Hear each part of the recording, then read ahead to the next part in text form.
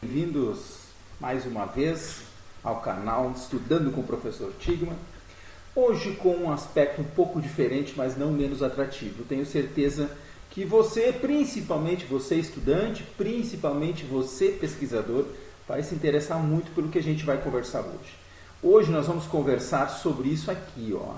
Nós vamos falar sobre os trabalhos de conclusão de curso, que nós tivemos a defesa de 4 estudantes orientados por mim, agora recentemente, na última semana, aqui na Univades. E eu gostaria muito de compartilhar os conhecimentos adquiridos, que são conhecimentos de um aspecto bastante regional, de uma realidade bastante atual da educação física, e que projetos que tiveram seu devido cuidado, seu planejamento, com brilhantes estudantes, que eu vou apresentar a vocês no transcorrer aí do vídeo, e que todos os projetos devidamente aprovados no Comitê de Ética, conforme as resoluções vigentes em termos de pesquisa. Bem, vamos lá então, gente. O que eu quero falar com vocês primeiro?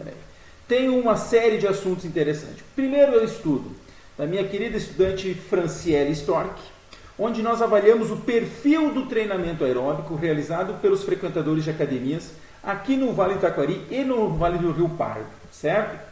Aplicamos um questionário eletrônico em 438 pessoas responderam, né, redes sociais e tudo mais, uma média de idade de 28 anos, a grande maioria, quase 70% do sexo feminino, sobre diferentes questões relacionadas à prática de treinamento aeróbico. Bem, o que nós encontramos nisso aí? Muito bem, deixa eu botar minha carinha para o outro lado.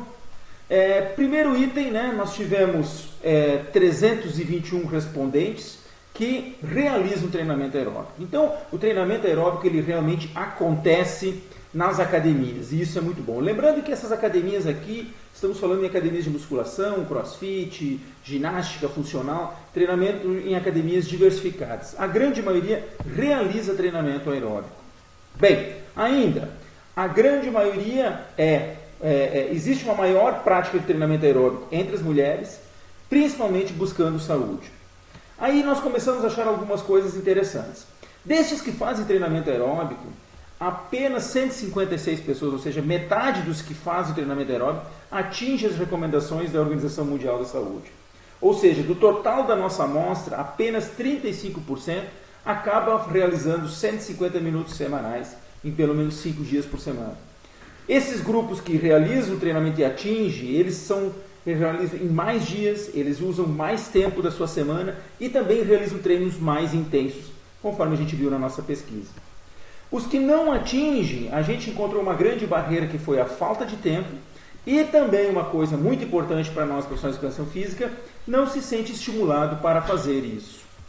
Outra coisa, o grande recurso utilizado são as esteiras. O método mais utilizado é o método contínuo, aquele que a gente permanece o tempo de forma ininterrupta, assim como o intervalado, com um percentual praticamente 1/4 da amostra, já tem usado bastante o intervalado nas nossas academias. Temos a prescrição do treinamento aeróbico feito por 60% das vezes por profissionais de educação física. Nos chama atenção, né, um alerta, porque nós temos outros 40% que não são profissionais, que vem da internet, que vem do YouTube, que vem das planilhas prontas, que nós temos uma certa restrição quanto a esse aspecto. E ainda, 84% não realiza nenhum tipo de teste, 53% não controla a sua intensidade. Ou seja, temos uma lacuna de pessoas que fazem o treinamento de uma forma bastante solta e pouco monitorada. Certo? Então, esse é o treinamento, o perfil básico aí que a gente tem sobre o treinamento aeróbico. O nosso segundo estudo é da minha querida estudante Luana Marcolina, onde a gente foi ver como é que acontecia o treinamento de musculação dentro das academias. Foram utilizadas 2 academias, né? Uma da Vale do Taquari também. E o que a gente viu? A gente fez uma coleta com 77 pessoas, praticamente metade homens, faixa etária de 28 anos. Todas essas pessoas aqui relatadas são pessoas que tinham como objetivo a hipertrofia. Nós registramos o número de repetições que eram realizadas habitualmente e também as cargas que eram utilizadas nos seus treinamentos, nos 3 exercícios que selecionamos. Após isso, a gente pediu para que em cada um desses exercícios, usando a carga habitual, a pessoa fizesse uma série até a falha concêntrica, até que tivesse fadiga na série, e nós contamos a repetição.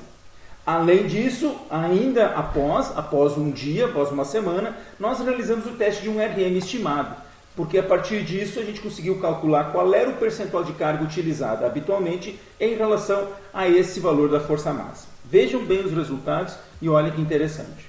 Bem, em relação ao percentual de um RM utilizado, o percentual utilizado da média, geralmente, no exercício puxada frontal, leg press e tríceps, ele variou entre 54% a 61%, em torno de 60% de um RM. Tá? Mas eu chamo a atenção para alguns detalhes. Né? Nós encontramos diferença significativa entre homens e mulheres, onde homens usam cargas maiores, mas nós temos uma observação importante, né, gente? Se vocês observarem o mínimo de carga utilizada, nós tivemos um sujeito que utilizou apenas 14% de um RM no exercício leg press, ou seja, uma carga extremamente baixa quando pensado em hipertrofia. E o máximo chegando a 85,9%. Em relação à idade, sujeitos mais novos e mais velhos, em relação a sujeitos mais pesados e menos pesados, nós não encontramos diferença no percentual de um RM utilizado. Bem, aqui nós temos uma tabela que mostra a quantidade de sujeitos que é agrupado dentro de cada zona de carga utilizada, certo? Então, quantos sujeitos nós encontramos nos 3 diferentes exercícios? Observe o seguinte, a literatura de forma geral traz que cargas superiores a 60%, 80%, 90%, algo em torno disso, seriam cargas preferenciais para o desenvolvimento da hipertrofia.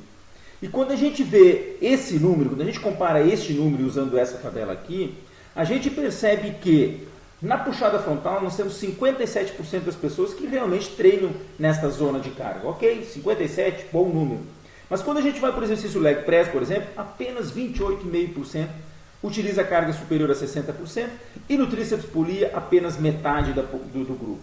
Ou seja, nós temos uma grande faixa de pessoas que estão treinando com cargas um tanto quanto abaixo do que poderia ser utilizado. Ah, professor, mas eu ouvi dizer que não é a carga o mais importante na hipertrofia. O importante é pegar uma carga que for pelo menos acima de 30% e trabalhar com repetições máximas. É verdade isso? Sim, é verdade.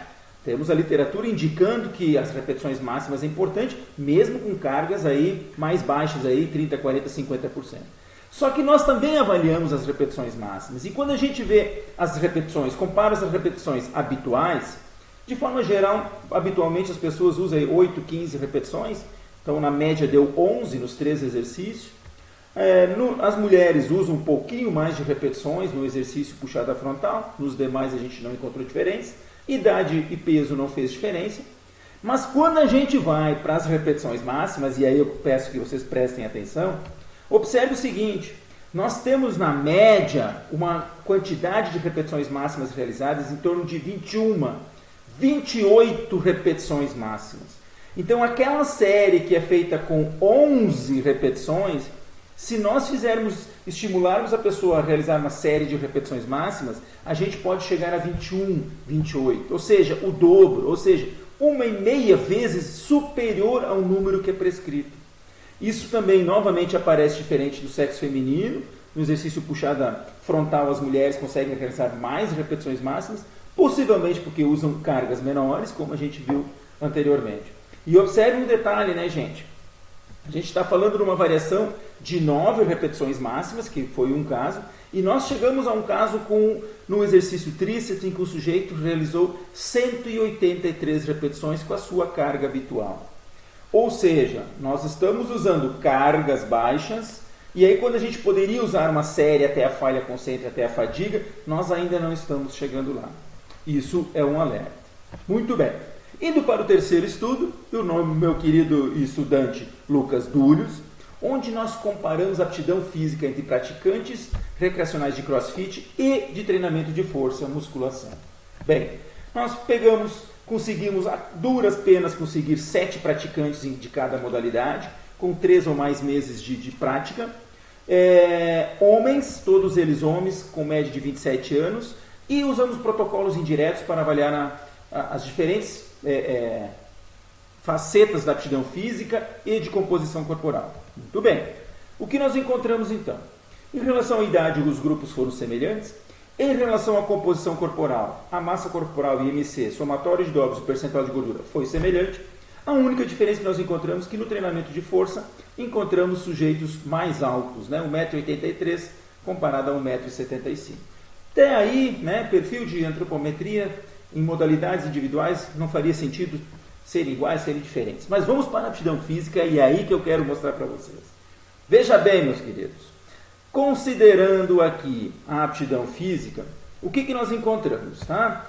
Em relação à força muscular, né, o que nós encontramos que no exercício leg press, tanto na força absoluta como na força relativa, tanto no supino, força absoluta e força relativa, tanto na realização de repetições máximas, usando 70% de um RM no leg press e supino, nós não encontramos nenhuma diferença significativa.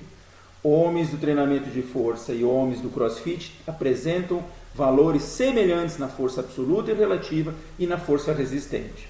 Quando nós vamos para a flexibilidade, pelo banco de Wells e mobilidade de ombro, nós novamente não encontramos diferença entre os dois grupos, não encontramos nenhuma diferença significativa. Quando a gente vai para a potência, por meio do salto horizontal da Medicine e do Shuttle Run, né, que aí já entra um pouco de agilidade também, nós também não encontramos diferenças significativas entre as médias dos dois grupos. E por último, a capacidade cardiorrespiratória avaliada pelo meio do teste de Cooper. Ambos os grupos apresentaram valores semelhantes, com um VO2 estimado semelhante, mostrando que tanto o treinamento de força como de CrossFit apresentam um desenvolvimento da aptidão física muito semelhantes entre si. Claro que é importante observar que esses sujeitos são recreacionais, ou seja, eles praticam outras atividades no seu dia a dia, pelo menos metade jogava uma bolinha, fazia alguma coisa, o que certamente compromete não, mas pode dar um pouquinho de explicação aos nossos dados. Ok? E por último, vamos para o último estudo do meu estudante Tarlan Knispel, né, onde nós buscamos entender o impacto da variabilidade de exercícios de treinamento de força nas alterações agudas de uma sessão de treinamento para membros inferiores. Vou explicar para vocês. O que nós fizemos? Nós primeiramente pegamos 15 homens, todos com um treinamento de força há mais de um ano, uma média de idade de 22 anos. Procedimentos éticos foram adotados, né? E a partir daí nós realizamos o teste de 10 repetições máximas em 3 exercícios de membro inferior. 3 exercícios de membro inferior, teste de 10 repetições máximas. Após uma semana, nós fizemos medidas basais de frequência cardíaca de repouso, salto horizontal, 1 RM na cadeira extensora e repetições máximas a 70% também na cadeira extensora. Esses eram valores basais, o quanto o sujeito em repouso estava no seu desempenho. Na sequência, uma semana após, cada sujeito foi sorteado entre um dos protocolos a ser realizado. Então, em uma semana realizava um protocolo, na outra semana o outro protocolo. Do que consistia esse protocolo?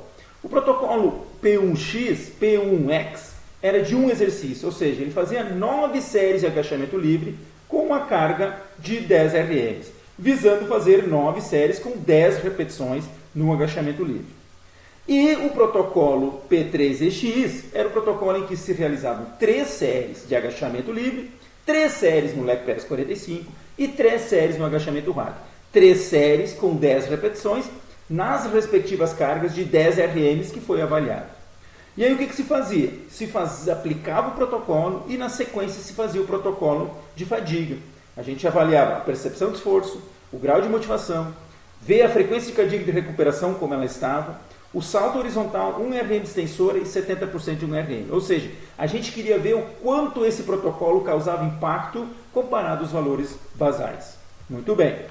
Resultados principais. Primeiramente que o grupo que fez um único exercício realizou um pouco mais de repetições. Essa diferença foi significativa. Então, realizou nas 9 séries, em média, 81 repetições, e o grupo que fez 3 exercícios realizou menos repetições.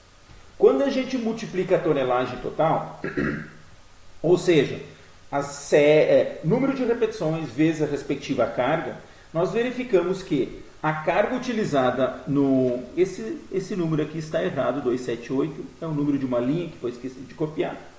verificamos que o grupo de um exercício realizou 8.400 unidades, né? Enquanto que o grupo que realizou 3 exercícios usou 13.200 unidades, ou seja, uma quantidade, uma tonelagem total maior em relação a um único exercício.